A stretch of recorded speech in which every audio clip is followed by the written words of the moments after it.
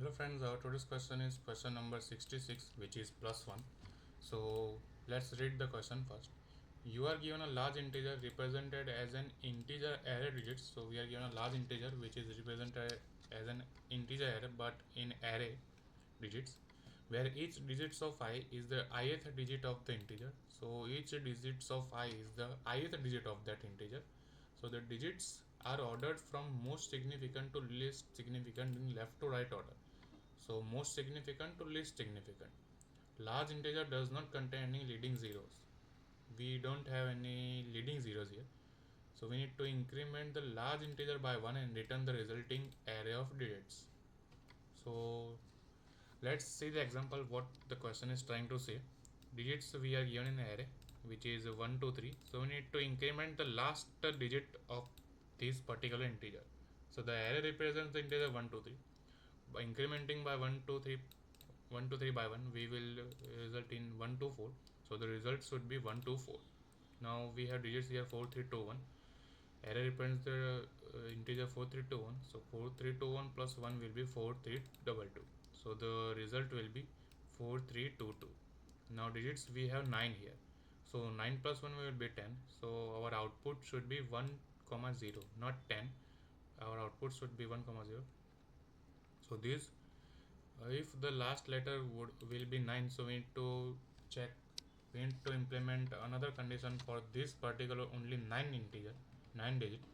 We have constant given here, so digits of length should be greater than equal to 1 and less than equal to 100, and digits of I should be greater than equal to 0 and less than equals to 9.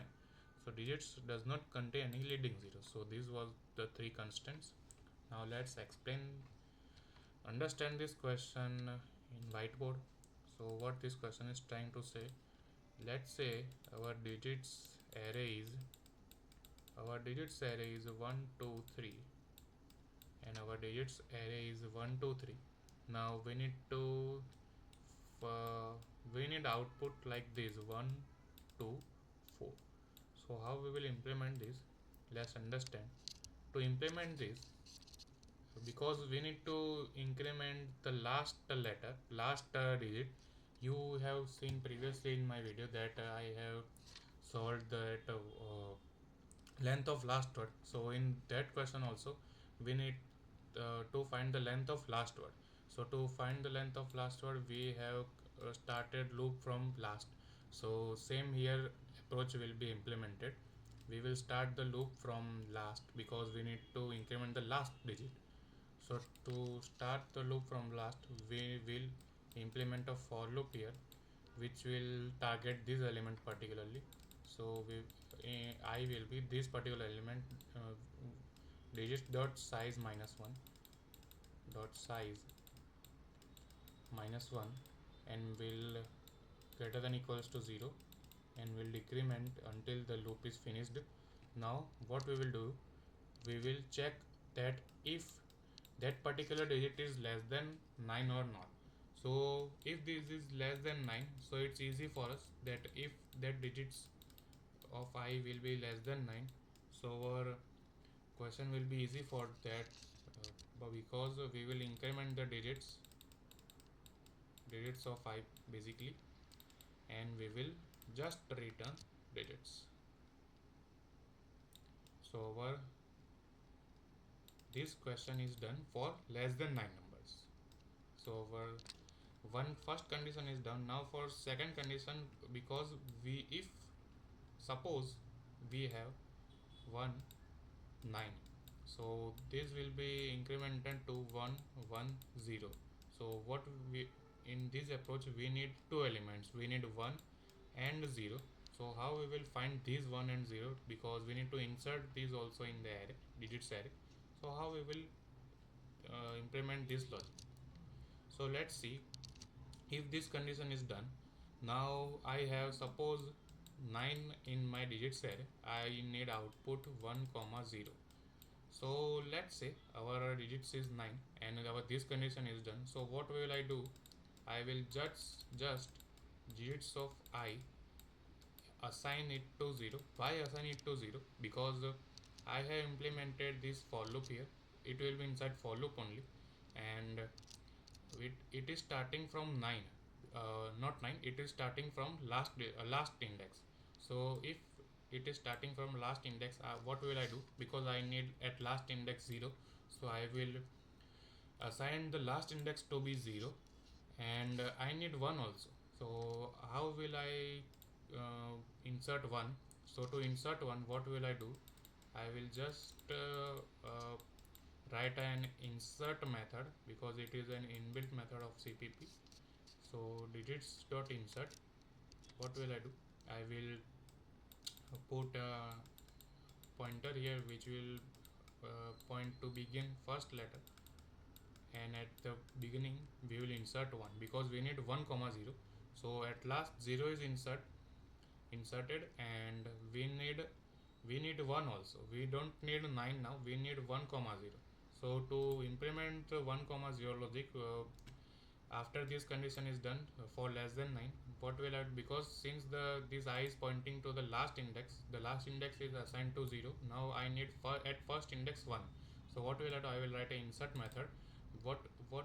That insert method will do, it will insert the 1 at the very starting of that particular digits array, and after inserting the 1, we will return just digits, and it's easy now. Now let's understand in code what I am trying to say. Firstly, we will start the loop from backwards, and the I will point to the last index, which is digits dot size -1, and will go up to greater than equal to 0 and decrementing I. Now we need to check that if digits of I is less than 9, so it is easy for us, because it will just incrementing without incrementing. It will just increment, but it will increment to one number only, because 9 increments to 10, so we require two numbers for that. We will just increment this, and we will return digits here. So for less than 9 numbers, we have done this, and now we need digits. So for 9, like now I will implement for greater than like for 9 only. So to implement, what will I do? Since this I is pointing to the last index, and I need last, because 9 is incrementing to 10, and we need in array 1 comma 0, and at last I need 0, and first I need 1. So to insert the last 0, I will just write here if the digits should be 9. If the digit will be 9, so what will I do? Digits of I will be 0. The last index is assigned to 0 now, and I need now I need to insert now 1 at the very starting. So I will implement an insert method, and which will point to the first begin, which is, and at the beginning 1 is will be inserted, and as you can see here, the last element is 0 now, and the first element is 1. Now I will return digits, and so this was the solution. Not here return digits, excuse me, wait a second.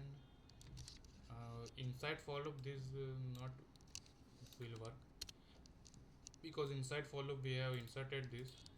Outside the very for loop we need to implement this. Now let's run this. Okay, as you can see here, all the test cases are passed perfectly. Now let's submit it and check the results. All the test cases are passed perfectly. Our runtime is 0 millisecond and beats are 100%.